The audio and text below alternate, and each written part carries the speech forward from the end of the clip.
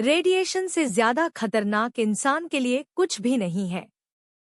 अंतरिक्ष से लेकर धरती तक हर जगह इंसान एक ही समस्या से जूझ रहा है, वो है रेडिएशन।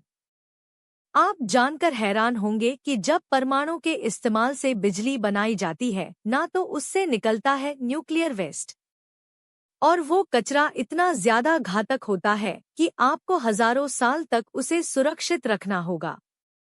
हजारों साल के इस दौर में अगर कोई भी इंसान उसके टच में आया तो इंसान की जान जा सकती है। उसका कचरा इतना खतरनाक होता है। जी हाँ, और इससे आप समझिए कि रेडिएशन हमारे जीवन को कितना ज्यादा इफेक्ट करता है। लेकिन युद्ध नीति में यही रेडिएशन एक वरदान भी बन सकता है। आप कहोगे कि रेडिएशन वरदान कैसे बन सकता है? आज की खबर आपको पता लगेगी। दरअसल आप अपनी स्क्रीन पर देखिए, ये कुछ ही मिनटों पहले की खबर है। भारत ने एक एंटी रेडिएशन मिसाइल का टेस्ट किया है और इस मिसाइल का नाम है रुद्रम 2। जी हाँ, वही रुद्रम जो भारत ने पहले बनाई थी, उसी का यह लेटेस्ट और ज्यादा ग्रेटेस्ट वेरिएंट है। और यह मिसाइल जितनी खास है ना, उससे ज्यादा अनोखी बात है इसका वर्किंग मैकेनिज्म। यह कैसे काम करती है आप जानकर हैरान रह जाओगे।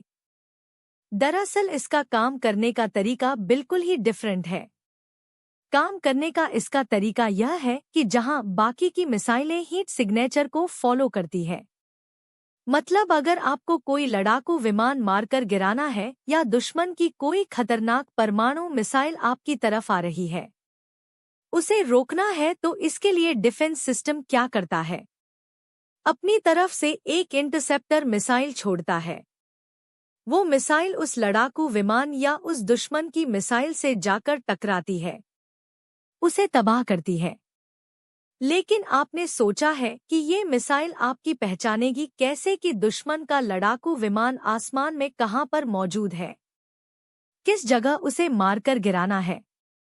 तो इसके लिए मिसाइल इस्तेमाल करती है हीट सिग्नेचर, यानी कि जो लड़ाकू विमान का इंजन है या मिसाइल का पीछे का जो बूस्टर है, उससे निकल रही जो गर्मी है उसकी वो पहचान करती है और एग्जैक्टली वहीं जाकर टकराती है या फिर शार्पनेस उसके पास जाकर छोड़ती है, जिससे कि उस मिसाइल को या उस लड़ाकू विमान को तबाह किया जा सके। लेकिन एंटी रेडिएशन मिसाइल अलग तरीके से काम करती है। देखिए, इसका बनाने का मेन मकसद होता है दुश्मन के डिफेंस सिस्टम और अत्याधुनिक एडवांस जो रडार होते हैं, उन्हें नष्ट करना, ताकि दुश्मन आपके लड़ाकू विमान या मिसाइलों को कभी रोक ही ना पाए। यानी कि युद्ध शुरू होने से पहले आपको युद्ध खत्म करने का काम अगर किसी से करवाना है तो वो रुद्रम करती है, और कैसे करती है वो समझो।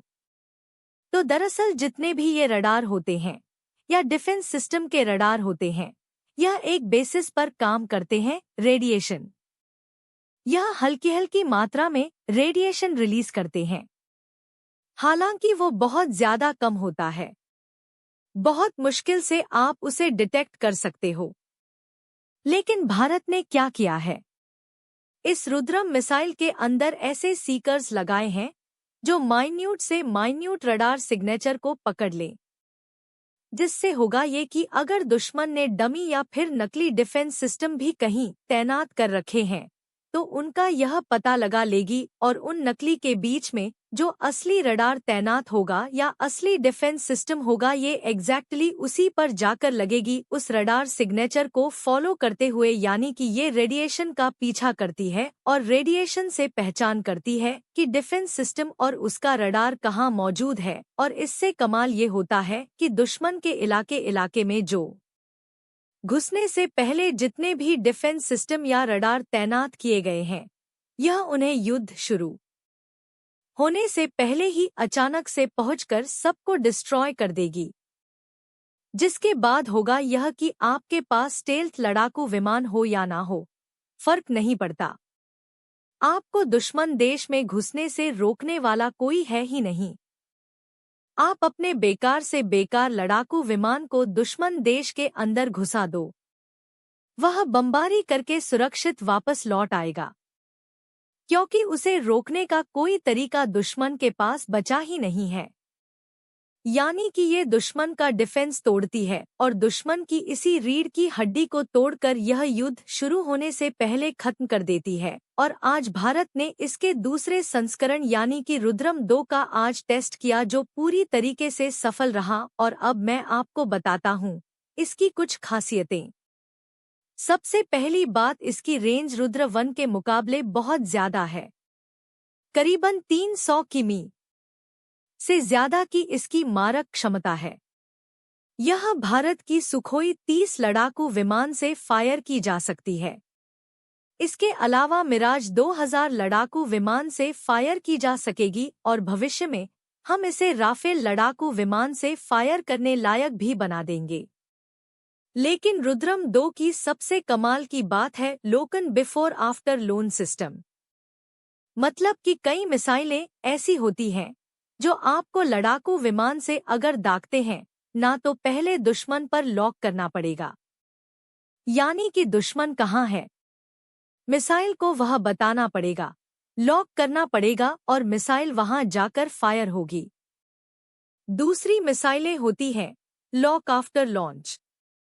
यानी कि मिसाइल आपने फायर कर दी और मिसाइल पायलट को विजुअल देती रहती है और जब टारगेट के करीब पहुंचती है तब पायलट उसे बताता है कि मिसाइल को कहां जाकर लगना है। लेकिन इस मिसाइल की खास बात यह है कि यह दोनों काम कर सकती है। पायलट चाहे तो फायर करने से पहले इसे लॉक कर सकता है दुश्मन पर, या फिर फायर करने के बाद भी लॉक किया जा सकता है। और इसकी फ्रीक्वेंसी रेंज 100 किमी की है, यानी कि दुश्मन के करीब पहुंचने के बाद भी इसे फायर किया जा सकता है। एग्जाम्पल के लिए दुश्मन 300 किमी दूर है, पायलट ने लड़ाकू विमान से इसे छोड़ा, यह धीरे धीरे 200 किमी दूर चली गई लड़ाकू विमान से और तब यह दुश्मन के करीब पहुंचेगी। तब भी पायलट एग्जैक्टली सही विजुअल लेकर इस मिसाइल को एक सही टारगेट दे सकता है। यह इसकी सबसे बड़ी खूबी है। लेकिन आपको बता दूं कि भारत यहां नहीं रुकने वाला। हम रुद्रम 3 पर काम कर रहे हैं। उसका एक ट्रायल टेस्ट भी हमने कर लिया है और पिछले साल जुलाई 2025 में इसका पहला ट्रायल सफल हो चुका है। और क्योंकि आज रुद्रम 2 की फाइनल टेस्टिंग हो चुकी है तो यह भारतीय वायुसेना को तो मिल जाएगी। अब इसके बाद रुद्रम 3 की फाइनल टेस्टिंग शुरू हो जाएगी।